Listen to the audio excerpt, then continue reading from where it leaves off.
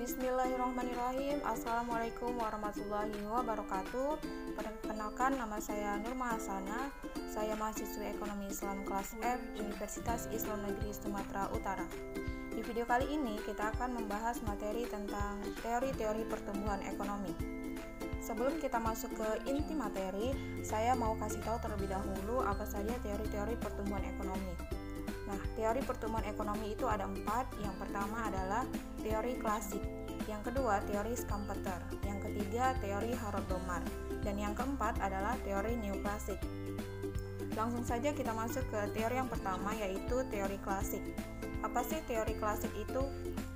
Nah, teori klasik lebih menekankan pentingnya produksi dalam menaikkan pendapatan nasional dan mewujudkan pertumbuhan. Adapun 4 faktor yang mempengaruhi pertumbuhan ekonomi itu adalah jumlah penduduk, jumlah stok barang-barang modal, luas tanah dan kekayaan alam, serta tingkat teknologi yang digunakan. Dari faktor-faktor yang sudah ada di sini, yang lebih ditekankan dalam teori klasik ini yaitu lebih menekankan tentang mewujudkan pertumbuhan itu melalui peranan dari tenaga kerja, bisa dikatakan dengan SDM, sumber daya manusianya. Di sini ada 2 tokoh yang mengemukakan teori klasik, yaitu Adam Smith dan David Ricardo. Walaupun sama-sama mengemukakan teori klasik, namun kedua tokoh ini memiliki 2 pendapat yang berbeda.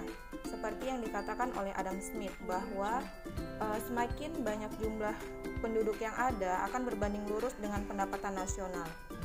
Sedangkan menurut David Ricardo mengatakan sebaliknya, bahwa semakin banyak jumlah penduduk yang ada akan berbanding terbalik dengan pendapatan nasional dan sulit mewujudkan pertumbuhan ekonomi.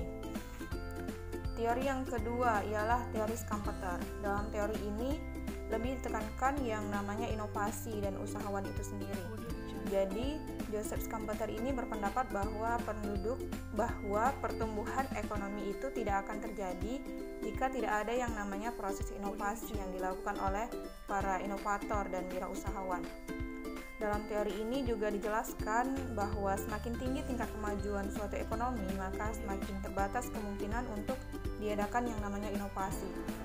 Teori selanjutnya ialah teori Harrod-Domar. Harrod-Domar ini dia 2 ahli yang pemikirannya itu sama, cuma dikemukakan pada waktu yang berbeda. Nah, dalam teori ini lebih ditekankan yang namanya modal. Jadi menurut teori Harrod-Domar itu modal harus digunakan secara efektif karena pertumbuhan ekonomi itu sangat dipengaruhi oleh peranan pembentukan modal tersebut. Yang terakhir, pada teori neoklasik ini para ahli menekankan pada perkembangan teknologi dan peningkatan kemahiran masyarakat yang menjadi faktor utama dalam mewujudkan pertumbuhan ekonomi. Nah, kenapa pada teori ini lebih ditekankan teknologi? Karena para ilmuwan melihat negara lain yang sudah maju seperti contohnya sekarang Amerika Serikat. Amerika Serikat pertumbuhan ekonominya naik pesat sampai sekarang, itu dikarenakan dibantu dengan faktor teknologi.